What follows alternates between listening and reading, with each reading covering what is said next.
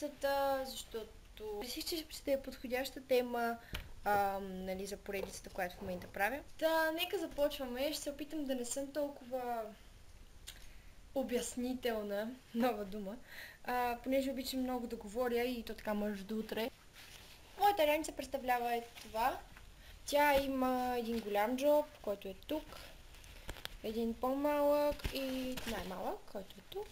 Също така има две разделения отляво и дясно за вода или рандом други неща. Сега ще почна с най-големия джоб, където фактически са най-скучните работи. Първото нещо, което ще извадя от тук е тетрадка по математика. Следователно, що ми показах тетрадка по математика, следва и учебник по математика. Това е речникът ми, той е на Барселона, с корава корица е. Тук има рандом неща. Между другото, ако има фенове на Eminem, които ме гледа, не на Eminem, и на Eminem, и на Барселона, напишат долу, ще е интересно да видя кой от вас, примерно, е фен на Барселона. Следващото нещо е тетрадка по английски. Тази тетрадка е пак по английски. Тази тетрадка е на Меси отново, Барселона.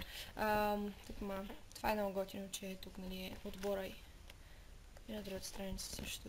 И ето тази. Учебник по...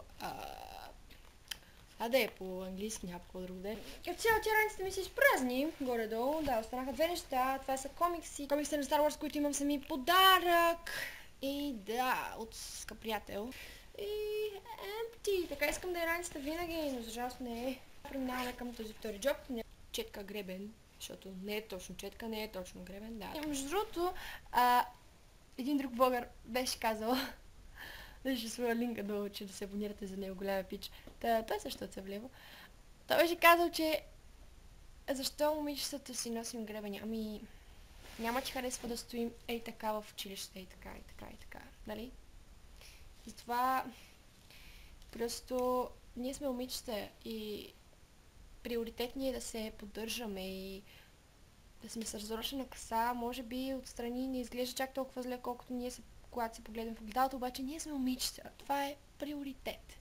Ето го моето най-омразно нещо, но пък зимата толкова си го обичам, защото ме топли. Каква лъжа, имам си якенци. Това е моята униформа.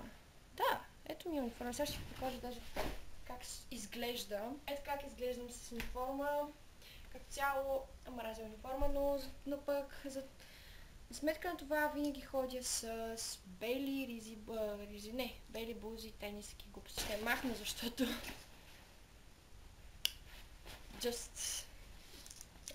малко така ми се... И това е униформата ми. Съжалявам, че не виждате главата ми, но просто така ми е, нали, по-удобно, за да ви показвам. Тук също така имам и... Това винаги го нося с мен на училище. Също така тук имам и ето тези ролка, нали, ролон. Момичета и момчета, моля ви, носете си подобни неща, защото в училище се потим. За да не се потим, просто трябва да използваме това. Да кажем, че имаме физкултура. Изпотени ще излезем навън, после ще влезем в стаята и ще се опитаме да караме нормален час. I don't think so. Ето го и редът на несесъра ми. Мразя тези два цвята. Първото нещо, което набарах е еластик. Слушалки, портмонето ми и с ютубърите. Като цяло нямам нищо освен пясък и косъм. Добре. И дойде ред на тези страничните. Значи тук имам телефонът, за който ви казах. Това е старият ми. Huawei. Не ви го препоръчвам, буклук е. Имам пъзел. Добре. Ще го ставя пак там.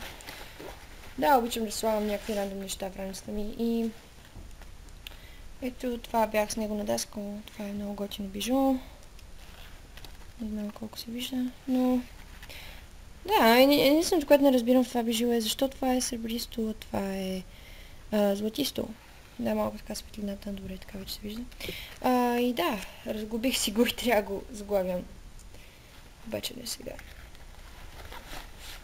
И тук няма нищо. И последният джоб, бих казал, деление, не джоб. Имам ето тези лепкави листчета. Ето тази химикалка. Обичам да пиша за така в химикалка, където натискате тук и за да изключите ето тук. Също така имам още... не, това не е химикалка, това е обикновен... кажи го да е фулмастер.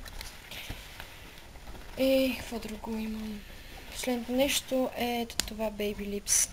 Това е любимото ми, мисля, че в един клип бях го показала там, където отговарях на въпроси. Да.